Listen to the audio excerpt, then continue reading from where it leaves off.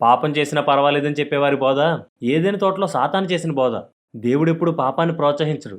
తీతుకు రాసిన పత్రిక 2వ అధ్యాయం 11వ వచనం నుంచి ఇలా రాయబడింది. ఏలయనగా సమస్త మనుషులకు రక్షణకరమైన దేవుని కృప ప్రత్యక్షమై మనము భక్తిహీనతను ఇహలోక సంబంధమైన దురాశలను విసర్జించి శుభప్రదమైన నిరీక్షణ నిమిత్తము అనగా మహాదేవుడును మన రక్షకుడునైన యేసుక్రీస్తు మహిమ యొక్క ప్రత్యక్షత కొరకు ఎదురుచూచుచు ఈ లోకంలో స్వస్థబుద్ధితోనూ నీతితోనూ భక్తితోనూ బ్రతుకుచుండవలనని మనకు బోధించుచున్నది.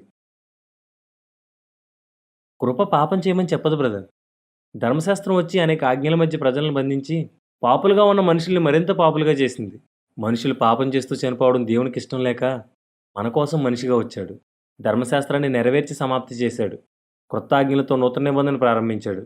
పాత నిబంధన ఆజ్ఞలైతే శరీరంతో చేసేవి, అందుకే వాటిని పలకల మీద రాశాడు. క్రొత్త నిబంధన ఆజ్ఞలైతే హృదయంతో చేసేవి, అందుకే ఇర్మియా గ్రంథం 31వ అధ్యాయం 33వ వచనంలో ఇలా రాయబడింది. ఈ దినములైన తర్వాత నేను ఇజ్రాయెల్ వారితోనూ యూదా వారితోనూ చేయబో నిబంధన ఇదే. వారి మనసుల్లో నా ధర్మవిధిని ఉంచెదను, వారి హృదయం మీద దాన్ని వ్రాసేదను. యెహోవా వాక్కు ఇదే.